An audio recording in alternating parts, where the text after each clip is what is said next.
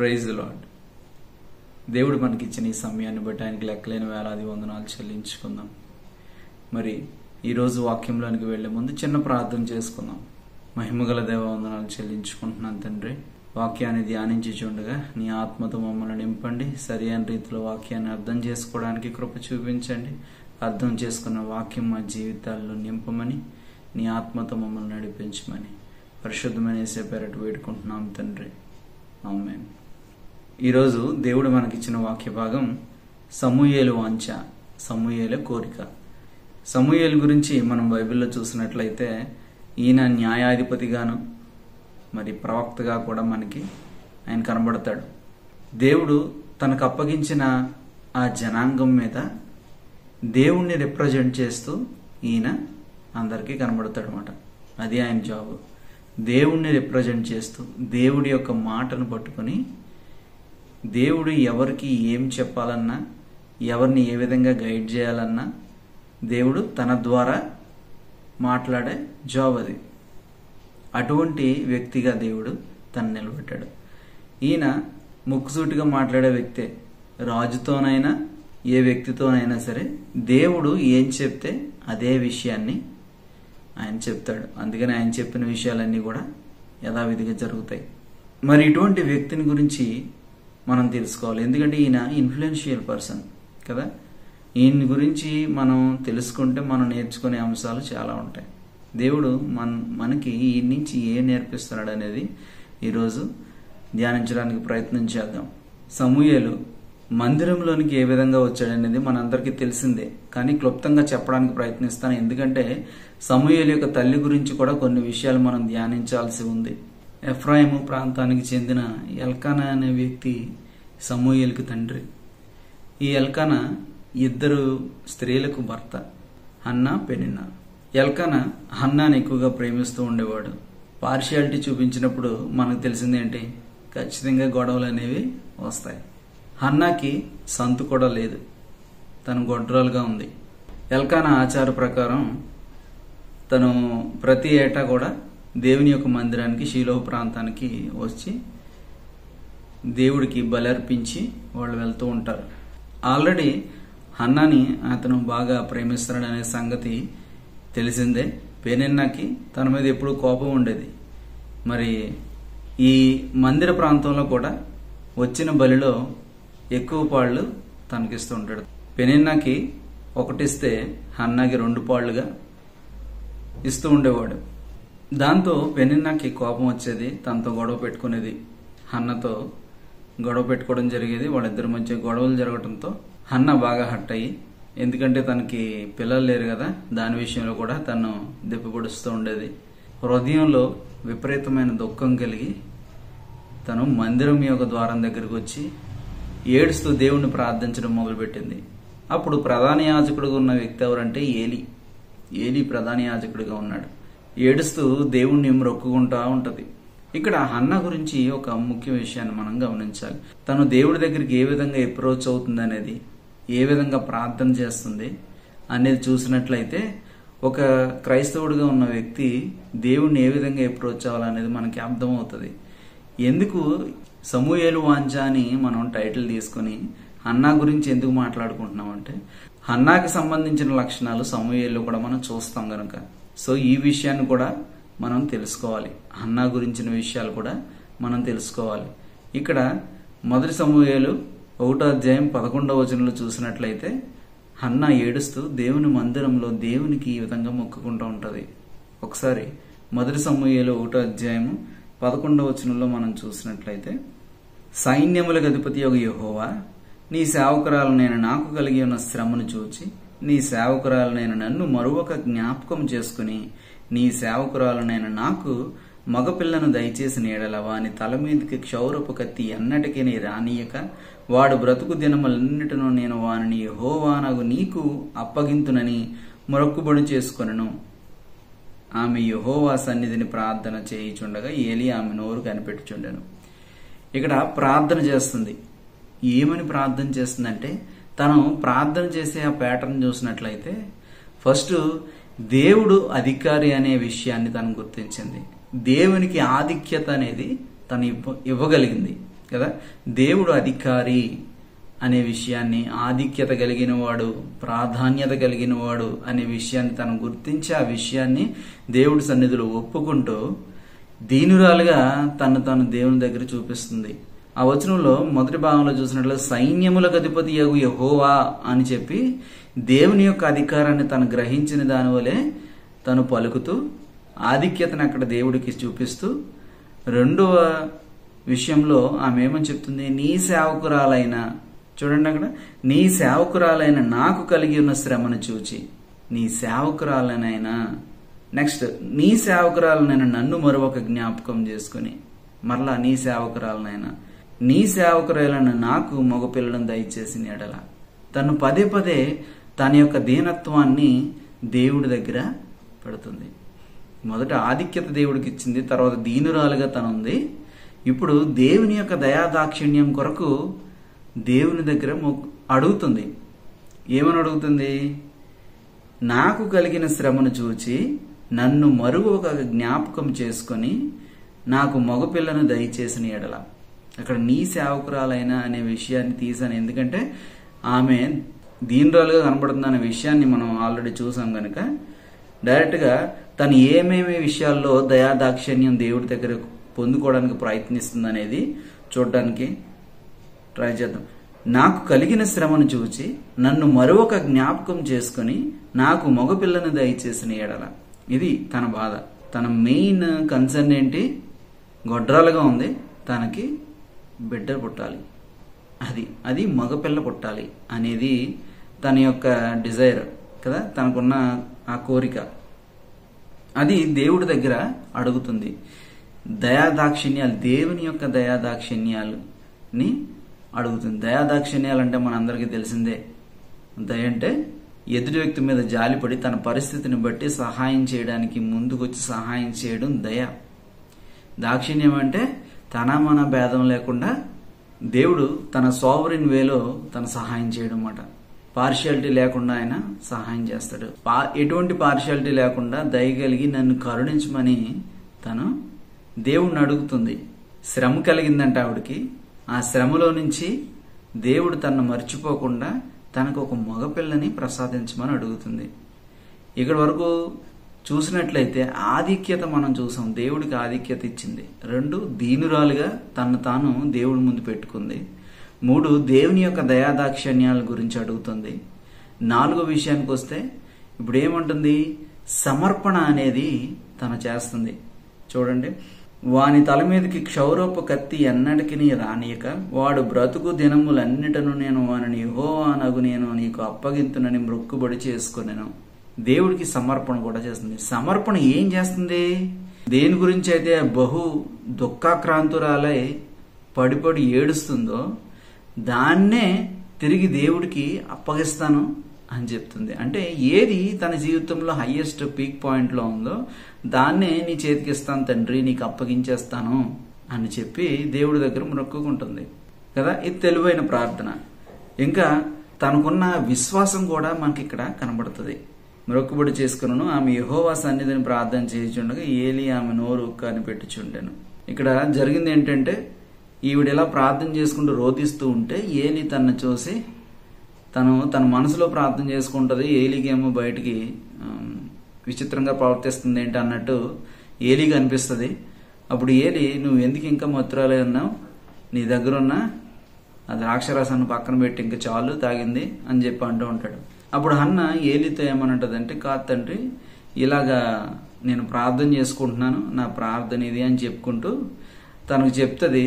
ఇక్కడ 17-18 వచనాలు చూసినట్లయితే, అంతటా ఏలీ, నీవు క్షేమంగా వెళ్ళము, ఇజ్రాయేలు దేవునితో నీవు చేసుకున్న మనవిని ఆయన దయచేయునుగాక అని ఆమెతో చెప్పుగా, ఆమె అతనితో, నీ సేవకురాలనైన నేను నీ దృష్టికి కృపనందుదునుగాక అనెను.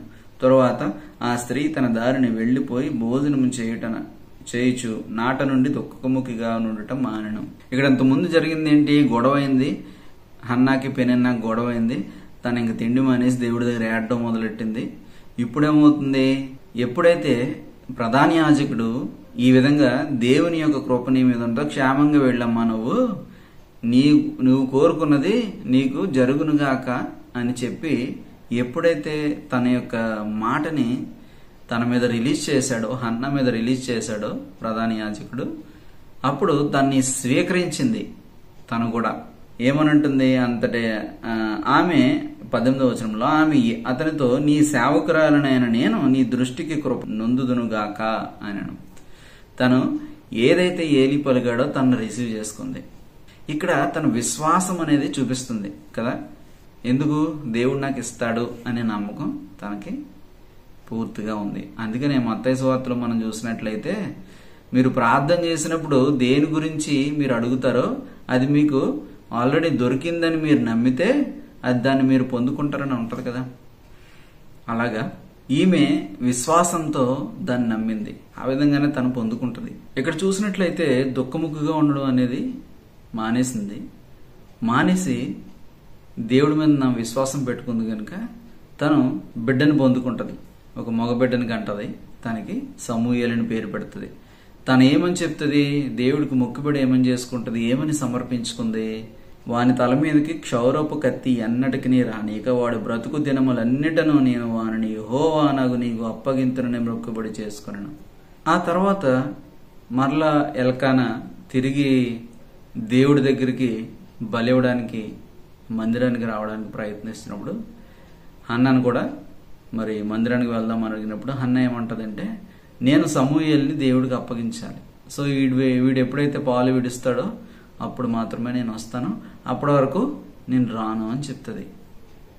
రాను అని చెప్పి పిల్లాడు పాలు విడిచే సమయం వరకు, అంటే దాదాపు 3 సంవత్సరాల నుంచి 5 సంవత్సరాల మధ్యలో పిల్లలు యాక్చువల్గా పాలు విడిస్తారు కదా. ఆ సమయంలోనే తను సమూయేలుకి దేవుణ్ణి ఏ విధంగా ఆరాధించాలనేది నేర్పడం, దేవుడి గురించి విషయాలు చెప్పడం అనేది కూడా ఆమె నేర్పించింది. ఎందుకంటే సమూయేలు పాలు విడుస్తాడు, తల్లి మందిరానికి తీసుకొచ్చి ఏలి చేతికి సమూయేలుని అప్పగిస్తుంది.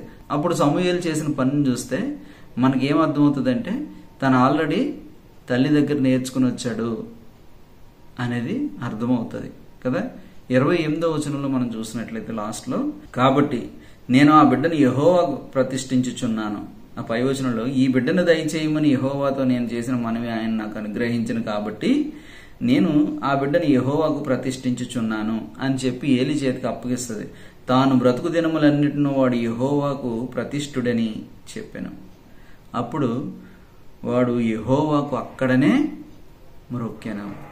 ఇంగ్లీష్లో చూస్తే వర్షిప్ ద లార్డ్ అని ఉంటుంది కదా. అంటే ఆ చిన్న బాలుడికి దేవునికి ఏ విధంగా మొక్కాలనేది కూడా తను నేర్పింది. తన దగ్గర ఎటువంటి దేవుణ్ణి ఏ విధంగా అప్రోచ్ అయిందో అదేవిధంగా పిల్లవాడికి కూడా చిన్నప్పుడే నేర్పించగలిగింది కనుక వాడు ఇప్పుడు చేయగలిగాడు కదా. సమూయేలుకి ఏం తెలుస్తుంది? చిన్న పిల్లవాడుగా ఉన్నప్పుడు దేవుడికి మొక్కాలనేది సమూయేలుకి ఏ విధంగా తెలుస్తుంది? తల్లి నేర్పిస్తే గానీ తెలీదు. తల్లి నేర్పించింది గనక తను దేవునికి మొక్కగలిగాడు. ఇప్పటి వరకు హన్నాలో మనం గమనించిన లక్షణాలు ఏంటి? దేవుడి దగ్గరికి అప్రోచ్ అయ్యేటప్పుడు ఆధిక్యత చూపించింది దేవుడికి. ఆ తర్వాత దీన మనస్కురాలై ఉంది. దేవుని యొక్క దయాదాక్షిణ్యముల కోసం ప్రార్థించింది. దేవుడికి సమర్పించుకుంది. విశ్వాసంతో దేవుడి దగ్గర ఎదురు చూసింది. ఫలం పొందుకుంది కదా. ఇప్పుడు ఏమైంది? 2వ అధ్యాయం మొదట్లో చూసినట్లయితే దేవుడు ఇచ్చిన ఆ ఫలితాన్ని బట్టి దేవుడు కృతజ్ఞతలు చెప్తుంది, ఆయన్ని ఆరాధిస్తుంది. ఏమని ఆరాధిస్తుంది? 2వ అధ్యాయంలో 1 నుంచి 10 వచనాల వరకు చూసుకున్నట్లయితే తను దేవుణ్ణి ఆరాధిస్తూ ఆమె పలుకుతున్న మాటలవి. ఇది నార్మల్గా పలికే వాళ్ళకి ఈ విధంగా మాటలు రావు. ఎప్పుడైతే ఆత్మతో ఆరాధన చేస్తారో అప్పుడు మాత్రమే దేవుణ్ణి ఆ విధంగా వర్ణించగలుగుతారు. బేసిక్గా అక్కడ మనం చూసినట్లయితే ఆవిడ ప్రవచిస్తుంది కదా. మరియు హన్నా విజ్ఞాపన చేసి ఇలాగను, నా హృదయం యెహోవా యందు సంతోషించుచున్నది, యెహోవా యందు నాకు మహాబలము కలిగెను, నీ వలన రక్షణను బట్టి సంతోషించుచున్నాను, నా విరోధుల మీద నేను అతిశయపడదును. ఇక్కడి నుంచి చూసినట్లయితే దేవుడు తనకి ఇచ్చిన జ్ఞానాన్ని బట్టి, దేవుడు తన నోటి యందు పెట్టిన మాటల్ని బట్టి ఆత్మవసరాలే ఆమె పలుకుతున్న మాటలు ఇవన్నీ.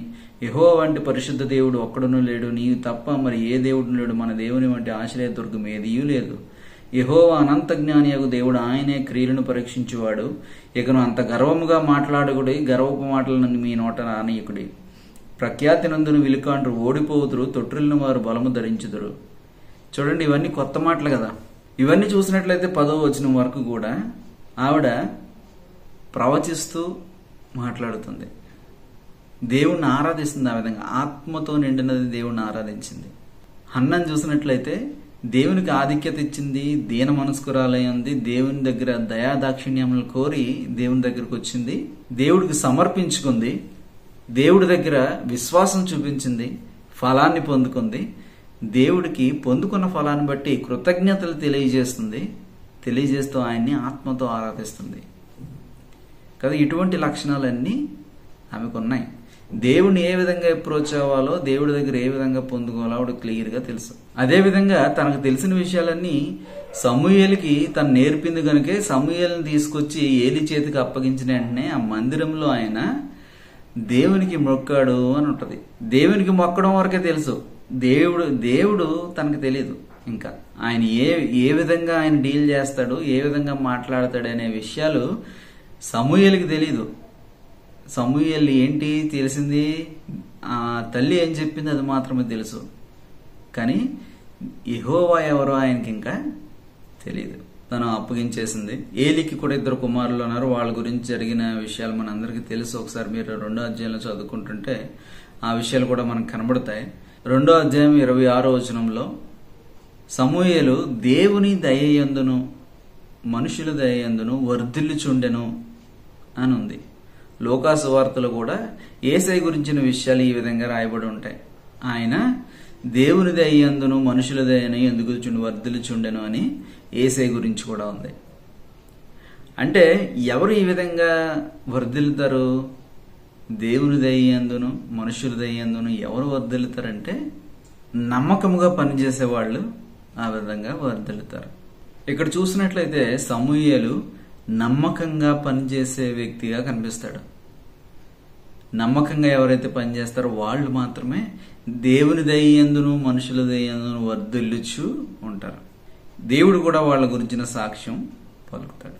ఏలీ దగ్గరికి ఒక దైవజనుడు వచ్చి ఏమనంటాడంటే, నువ్వు నీకున్న అవిధేయతను బట్టి, నిర్లక్ష్యాన్ని బట్టి, నీ కొడుకులు నీవు సరిగ్గా పెంచని విధానాన్ని బట్టి, వాళ్ళు మందిరంలో చేసిన అకృత్యాలను బట్టి నువ్వు వాళ్ళను హెచ్చరించలేదు గనుక, వాళ్ళని అలా చేస్తుంటే వాళ్ళని ఆపలేదు గనుక నిన్ను దేవుడు శిక్షించబోతున్నాడు అనే విషయాలను చెప్తూ ఆ దైవజనుడు చెప్పేసి ఒక నమ్మకమైన వ్యక్తిని ఆయన ఎంచుకుంటాడు అని చెప్తూ 2వ అధ్యాయంలోని 35వ వచనంలో ఆయన ఇలా పలుకుతున్నాడు. తరువాత నమ్మకమైన ఒక యాజకుని నేను నియమింతును, అతడు నా యోచనను బట్టి నాకు అనుకూలముగా యాజకత్వము జరిగించును, అతనికి నేను నమ్మకమైన సంతానము పుట్టింతుడు, అతడు నా అభిషిక్తునికి సన్నిధిని ఎప్పటికీ యాజకత్వం జరిగించును. ఇక్కడ చూసినట్లయితే సమూయేలు గురించి దైవజనుడు వచ్చి ఏలీతో చెప్తున్న మాటలు, నమ్మకమైన వ్యక్తిని నేను కనుగొన్నాను, ఆయన నమ్మకమైన వ్యక్తిని తనకి యాజకునిగా నియమించబోతున్నాడు అనే విషయాల్ని తెలుసుకున్నాం. అంటే నమ్మకత్వం అనేది కూడా ఏలికి ఉన్న ట్రైట్ కదా. నమ్మకత్వం అనేది ఏలి దగ్గర మనం నేర్చుకోవాల్సిన విషయం. దేవుని దగ్గర నమ్మకత్వం కలిగి ఉండడము అనేది మనం గుర్తుంచుకోవాలి. దేవుని యొక్క దయ యందు ఆయన పెరుగుతున్నాడు అంటే దేవుని యొక్క దయాదాక్షిణ్యాల మీద ఆధారపడి ఉన్నాడు అనే విషయాన్ని మనం గ్రహించాలి. తన తల్లి చెప్పినట్లుగా విని తన జీవితాన్ని దేవుని సన్నిధిలో ఆయన అర్పించుకొని దేవుడికి ఆధిక్యత ఇచ్చాడు. తన జీవితంలో దేవుడికే ఆధిక్యత ఇచ్చాడు, దేవునికే మొక్కాడు, తను ఆధిక్యత చూపించాడు. దేవుని యొక్క మాటలు వినడానికి తను దీన మనస్కుడై ఉన్నాడు. తను దేవుని యొక్క దయాదాక్షిణ్యాల మీద ఆధారపడి ఉన్నాడు. దేవుణ్ణి సరైన రీతిలో ఆరాధించగలిగాడు. మరలా తను ముక్కుసూటిగా మాట్లాడే వ్యక్తి. ఎందుకు? దేవుని యొక్క మాటలను యాస్టీస్ చెప్తాడు. ఆయన యాస్టీస్ చెప్తాడు కనుక చిన్న వయసులోనే అక్కడ ఆ దేశంలో తన పేరు మారుమ్రోగిపోయింది. అప్పటి వరకు దేవుడు మాట్లాడడం అనేది ఆగిపోయింది. చాలా అరుదు దేవుడు ఒక వ్యక్తితో మాట్లాడడం అనేది, దేవుడు వాక్కి భూమి మీదకి రావడం అనేది చాలా అరుదుగా జరుగుతుంది. ఇక్కడ ఏలీ జీవితాన్ని మనం చూసుకున్నట్లయితే ఏలీకి మాటకి అధికారం ఉంది. ఎప్పుడైనా మనం ఒక విషయాన్ని అడిగినప్పుడు అది దేవుని సన్నిధిలో ఫస్ట్ అంగీకరించబడాలి. అంటే ఆత్మల లోకంలో ఫస్ట్ అంగీకరించబడాలి. అది అంగీకరించబడినప్పుడు అది క్రియారూపకంగా మన జీవితాల్లో కనబడాలంటే, అంటే మేనిఫెస్ట్ అవ్వాలంటే స్పిరిచువల్ realmలో దాని యొక్క యాక్సెప్టెన్స్ అనేది రావాలి కదా. దేవుడు ఎప్పుడు అంగీకరిస్తాడో అప్పుడు మన జీవితాల్లో మేనిఫెస్ట్ అవుతుంది. అది ప్రాసెస్ కదా. ఎప్పుడైతే హన్నా ప్రార్థన చేసిందో ఆ ప్రార్థనని విన్న ఏలీ తన వాక్కుని రిలీజ్ చేశాడో, రిలీజ్ చేసినప్పుడు దేవుని సన్నిధికి ఈ రెండు టాలీ అయ్యి దేవుని దగ్గరికి వచ్చినప్పుడు దేవుడు దాన్ని యాక్సెప్ట్ చేశాడు. అందుకనే దేవుడు తన మందిరంలోని ప్రధాన యాజకులకి ఆయన అధికారం ఇచ్చాడు, మాటకి అధికారం ఇచ్చాడు కదా. ఏలీకి మాట అధికారం ఉంది. ఆయనకి ప్రత్యక్షత అయితే రావట్లేదు, కానీ ఎదుటి వ్యక్తి ఆ సహాయం కోరినప్పుడు ఏలీ రిలీజ్ చేసిన మాటను బట్టి దేవుడు అక్కడ కార్యాన్ని జరిగిస్తున్నాడు. ఇక్కడ దేవుడు ఏ విధంగా చూస్తున్నాడు? ప్రార్థన చేసిన వ్యక్తి, ఆ ప్రార్థనకి యాక్సెప్టెన్స్ ఇచ్చిన వ్యక్తిని చూస్తున్నాడు. ప్రార్థన చేసే వ్యక్తి విశ్వాసి, యాక్సెప్టెన్స్ ఇస్తున్న వ్యక్తి యాజకుడు. యాజకునికి అధికారం ఉంది, విశ్వాసికి ప్రార్థన చేసుకోవాల్సిన బాధ్యత ఉంది. విశ్వాసి చేసే ప్రార్థన దేవుని చిత్తానుసారంగా ఉన్నట్లయితే దేవుని యొక్క అధికారం కలిగిన యాజకుడు తను రిలీజ్ చేసిన మాట ఫలిస్తుంది. అందుకనే దేవుడు ఏమని చెప్తాడు తన శిష్యులతో? ఆయన ఏమని చెప్తాడు? మీరు ఏ గృహంలోకి అయితే వెళ్తారో అక్కడ మీరు తిరిగి వచ్చేటప్పుడు సమాధానం మీకు కలుగును గాక అని చెప్పండి అని చెప్తాడు. ఒకవేళ వాళ్ళకి సమాధానం పొందుకునే అర్హత ఆ కుటుంబానికి ఉంటే they will get that peace కదా. వాళ్ళకి ఆ సమాధానం అనేది ఉంటది. ఇక్కడ కూడా అదే అప్లై అవుతుంది. ఆయనకి నోటికి అధికారం దేవుడిచ్చాడు, కానీ హన్నా ప్రార్థన చేసి ఆ ప్రార్థన ద్వారా వచ్చే ఫలితాన్ని పొందుకునే శక్తి హన్నాకుంది, ఆ కెపాసిటీ హన్నాకుంది. అది ఎందుకు శక్తి అని అనుకుంటున్నామో, ఎందుకంటే దేవుని మీద ఆధారపడడం అనేది శక్తి. దేవుని మీద ఆధారపడడం అనేది, దేవుని చిత్తం ప్రకారం ఆయన మీద ఆధారపడడం అనేది శక్తి. మనకున్న శక్తి, మనకున్న కెపాసిటీ మాట. అది మన కెపాసిటీని ఇంక్రీజ్ చేస్తుంది అది. సో దేవుడి సన్నిధిలో మనం ప్రార్థన చేసినప్పుడు మన విషయాన్ని పొందుకోవాలంటే అది దేవుని చిత్తానుసారమై ఉండాలి. దేవుని యొక్క దయాదాక్షిణ్యం మీద మనం ఆధారపడాలి. ఇది మన కెపాసిటీని పెంచుకుంటుంది, ఇది మన రిసీవింగ్ కెపాసిటీని పెంచుతుంది అనేది మనం గమనించాలి. మన రిసీవింగ్ కెపాసిటీ ఎప్పుడైతే మనం కలిగి ఉంటామో యాజకుడు రిలీజ్ చేసిన అధికారంతో రిలీజ్ చేసిన మాట ఫలిస్తుంది. అప్పుడు దేవుడు దాన్ని అంగీకరిస్తాడు. ఓకే, సో దీన్ని గమనించాలి. ఎందుకు మనం యాజకుడి అధికారం ఉంది అని అంటున్నాడంటే, ఇక్కడ ఎప్పుడైతే రిలీజ్ చేశాడో దేవుని సన్నిధిలో అది అంగీకరించబడింది. అది రిసీవ్ చేసుకోగలిగే శక్తి హన్నాకి ఉంది. So she got the child. అవునా? యాజకుడి దగ్గరికి వచ్చి సమర్పిస్తుంది, బిడ్డని అర్పించేస్తుంది, దేవుడికి ఇచ్చేస్తుంది. దేవుడికి ఇచ్చేసి ప్రతి సంవత్సరం కూడా సమూయేల్ని చూడటానికి వస్తూ ఉంటుంది. వీళ్ళు బలి అర్పించడానికి వస్తారు కదా, ఆ సమయంలో సమూయేలుకి బట్టలు తీసుకొచ్చి తనకి ఇవ్వడం లాంటిది చేస్తూ ఉంటుంది. ఆ సమయంలో ఇక్కడ ఏలీ ఏం చెప్తాడంటే హన్నాకి, ప్రథమ సంతతి అయిన సమూయేలును దేవుడికి అప్పగించావు గనుక ఈ సంతానమును బట్టి నీకు దేవుడు ఇంకా సంతానాన్ని కలుగజేస్తాడు అని చెప్పి ఇంకొక మాటని యాజకుడు రిలీజ్ చేస్తాడు. దానికి దేవుడు అంగీకరించి యాజకుడు రిలీజ్ చేసిన ఈ యొక్క బ్లెస్సింగ్ ని హన్నాకి రిసీవ్ చేసుకునే కెపాసిటీ ఉంది కనుక ఇంకొక 5 పిల్లల్ని కంటది. 3 విషయాలు కూడా చూసుకుంటూ ఉండాలి.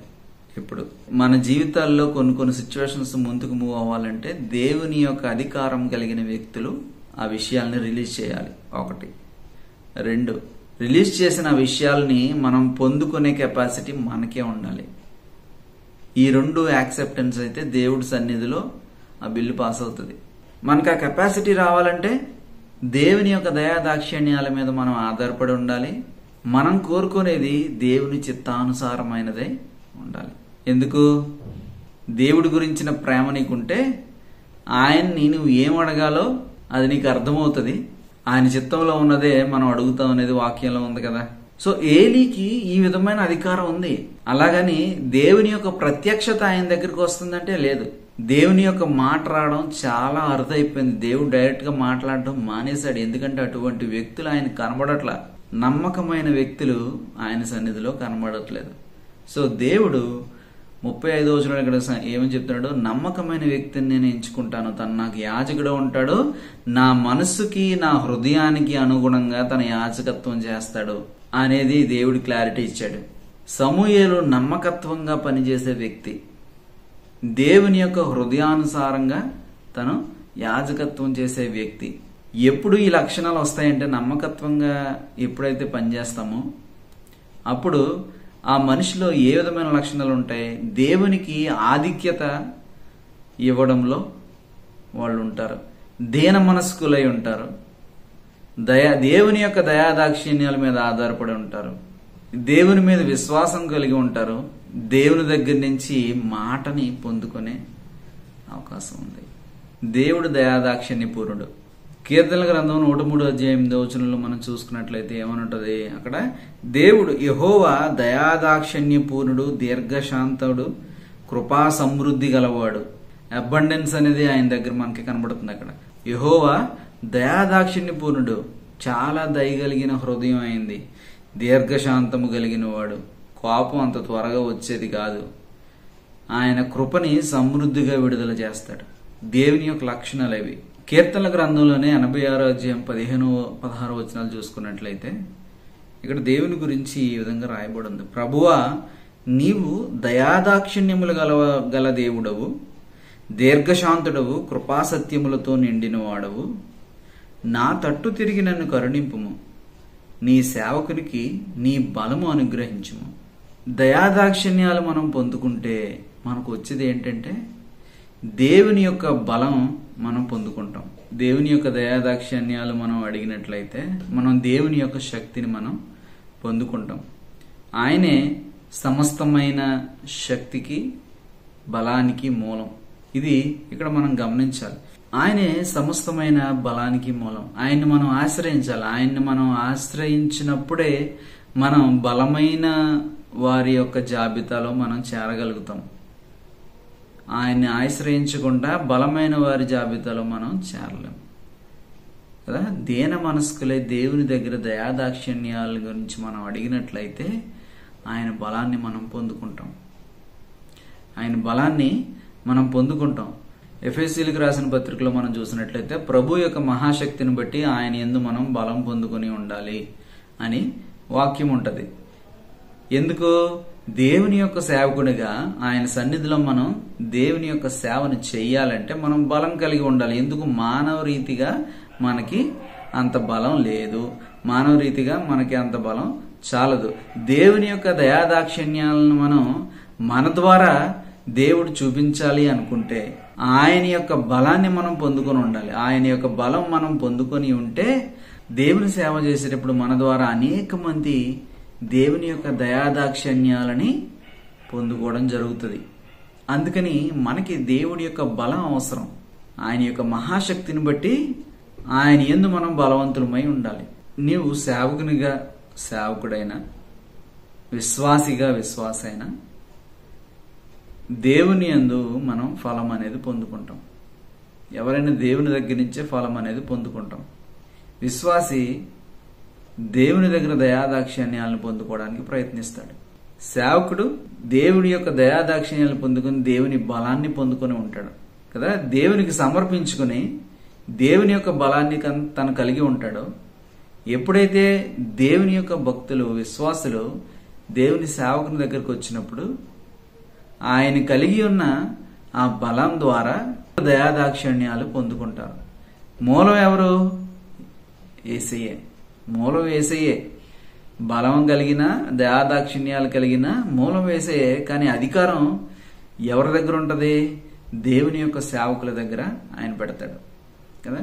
దేవుని యొక్క సేవకుల ద్వారా ఆయన అధికారాన్ని విశ్వాసుల్లోనికి తీసుకొస్తాడు. అందుకని ఆయన సేవకుల్ని ఎంచుకుంటాడు, వాళ్ళని ఎడ్యుకేట్ చేయమని చెప్తాడు కదా, వాళ్ళని ఎక్విప్ చేయమని చెప్తాడు.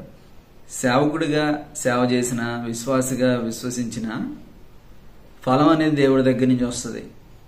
సేవ చేసేటప్పుడు సేవకుడు ఏ విధంగా చేయాలి, తన విశ్వాసికి తను సేవ చేసేటప్పుడు సేవకుడు ఏ విధంగా చేయాలంటే దేవుని యొక్క పని చేస్తున్నాను అనే ఆలోచన కలిగి, ఇది నేను దేవునికి చేస్తున్నాను అన్నట్టుగా ఆ పనిని తను చేస్తే అది మనపూర్వకంగా ఉంటుంది కనుక దాని ద్వారా దయాదాక్షిణ్యాలు విశ్వాసులు పొందుకుంటారు. దేవుని బలాన్ని వాళ్ళు చూడగలుగుతారు.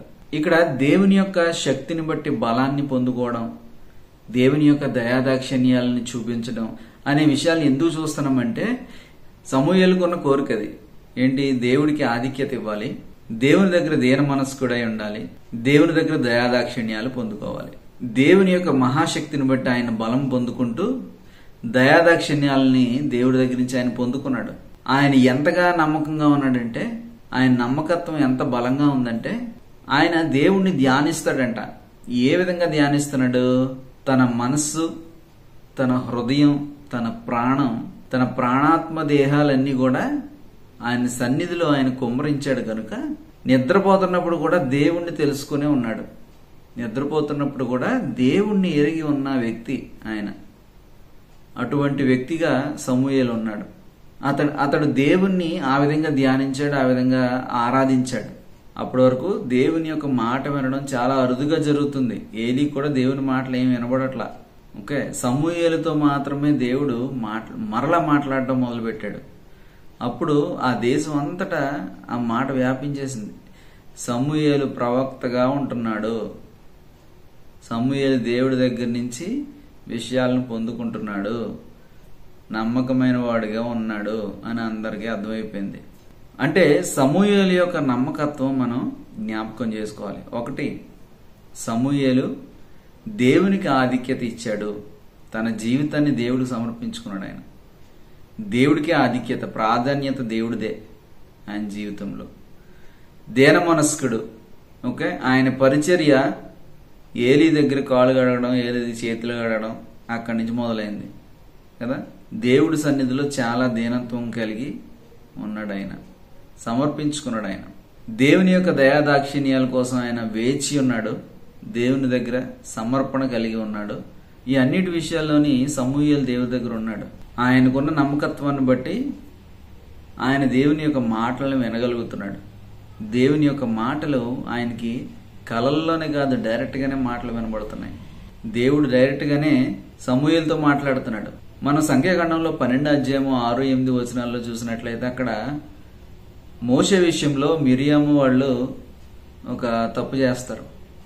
ఆ టైంలో యెహోవా దేవుడు మోషే గురించి చెప్తూ, చూడండి అక్కడ, ప్రవక్త, మీలో ప్రవక్త ఉంటే యెహోవానగు నేను దర్శనమిచ్చి అతను నన్ను తెలుసుకున్నట్లు కలలో అతనితో మాట్లాడుదును. మరి ఇక్కడ సమూయేలుకి ఏ విధంగా చెప్పాడు దేవుడు? కలలో చెప్పాడా? లేదు, పిలిచి దేవుడు డైరెక్ట్ గానే మాట్లాడుతున్నాడు సమూయేలుతో. ఇక్కడ ఇంకా కంటిన్యూ చేస్తే, నా సేవకుడైన మోషే అట్టివాడు కాదు, ప్రవక్త వంటివాడు కాదు మోషే, నమ్మకస్తుడంటే నా సేవకుడైన మోషే అట్టివాడు కాదు, అతడు నా ఇల్లు అంతటిలో నమ్మకమైన వాడు.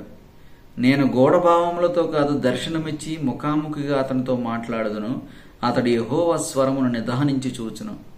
ఇల్లంతటిలో నమ్మకస్తుడని మోషేని ఏ విధంగా చెప్పాడో అలాగే సమూయేలుతో కూడా దేవుడు ఆ విధంగానే డీల్ చేస్తున్నాడు. ఇక్కడ సమూయేలు నమ్మకంగా ఉన్నాడు గనుక దేవుని యొక్క వాక్కు ఆయనకి డైరెక్ట్ గా వినబడుతుంది.